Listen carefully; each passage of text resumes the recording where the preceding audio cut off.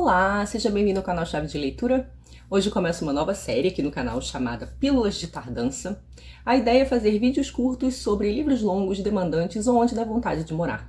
Com esses vídeos, que serão basicamente compostos por listas e indicações, eu pretendo não só diversificar o conteúdo do canal, oferecendo uma opção mais rápida às análises e resenhas mais longas que eu costumo fazer, mas também atender de maneira um pouco torta às exigências da plataforma. Afinal, eu não quero ficar invisível, não quero perder aqui a nossa interlocução. Então o vídeo é uma pílula, mas o conteúdo é sobre aqueles livros que nos dão insônia, nos quais a gente fica pensando muito tempo, que a gente leva pra terapia, esse tipo. O título estranho é porque eu sou poeta e adoro um bom paradoxo.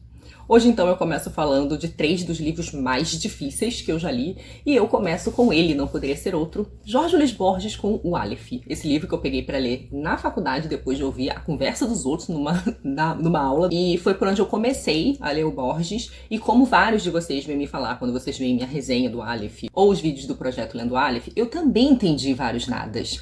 Aqui a gente tem contos em que o autor põe uma história dentro da outra, cita um monte de personagens históricos que você não sabe se existiu ou se ele inventou, até porque ele tira esses personagens da filosofia medieval e, enfim, umas criaturas obscuras. Joga aí umas pistas que você não sabe se é pra confiar ou não, normalmente não é. Então, ler esses contos fantásticos do Borges e cheios de erudição me deu um trabalho do cão, mas eu me senti convidada ao desafio dele. Então, se vocês vendo os meus vídeos acham que eu domino Borges, não, é porque eu reli os contos várias vezes, eu pesquisei todos os nomes que eu não conhecia, todos os livros que eu nunca tinha ouvido falar, e fiquei tentando fazer conexão ali entre as coisas. Então, assim, teve muito estudo, teve muita investigação, eu tive que fazer o CSI Borges, e aí funcionou, me apaixonei, inclusive descobri que ele é galhofeiro para caramba. Então, de fato, um dos livros mais difíceis. Poderia botar o Ficções Fácil aqui também, mas é porque eu comecei com esse, então acho que esse me deixou mais marcada. O outro livro é o As Ondas, de uma das minhas autoras favoritas, a Virginia Woolf. Esse é o 7º livro dela. Ela escreveu quando já era uma autora mais madura, já tinha publicado a maioria dos livros dela mais famosos, como Mrs. Dalloway e Orlando, e Ao Farol também, se eu não me engano.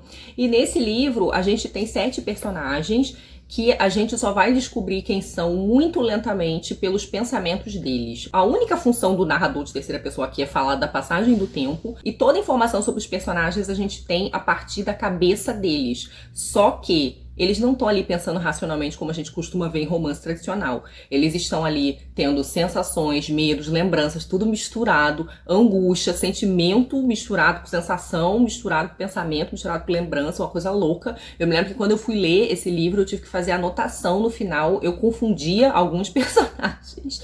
Então, o início desse livro é particularmente difícil de entrar, porque é assim, discurso direto livre com fluxo de consciência, sabe? Aquela coisa assim que você tem que, como diz o nome, As Ondas, você tem que ter coragem de mergulhar, porque a parada é densa. Mas no final valeu a pena, livro lindíssimo. O outro livro é também de um argentino, esses argentinos, cara, o que tem no mate, né? Que é o Respiração Artificial, do Ricardo Piglia. Esse livro foi dificílimo, mas também o que o Piglia faz aqui é, sim, apenas sensacional. Esse é um livro de 1980 e ele está falando da ditadura, durante o período da ditadura na Argentina, mas meio que sem falar da ditadura.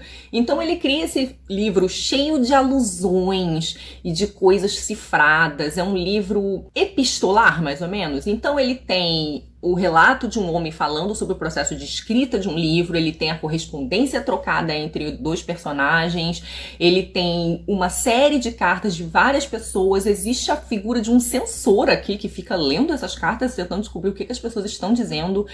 E assim, até hoje é um mistério de como deixaram Piglia publicar esse livro, inclusive porque é um livro que tem personagens que somem e ninguém sabe direito o que aconteceu, fica esse mistério, personagens desaparecidos, mas é um livro super cifrado, onde inclusive o Piglia, com essa maneira super indireta e com a conversa lá entre os personagens que aspiram a filósofos ou a literatos, ficam discutindo a história da literatura argentina, a história da própria Argentina. Então ficam ali fazendo comentários culturais sobre o país. Para eu entender esse livro, eu tive que ler, tive que pesquisar, tive que reler, tive que ouvir podcasts em espanhol para poder entender o que estava acontecendo aqui. Então, mas só o fato de ser um livro cifrado sobre a ditadura, publicado na própria ditadura, Piglia, gênio demais. Mas olha, super desafio. Me digam vocês quais foram os livros mais difíceis que vocês já leram. E se vocês gostaram desse formato novo, a ideia é publicar esse tipo de vídeo 1 a 2 vezes no mês aqui no canal e que ele seja um vídeo extra, não o vídeo principal da semana.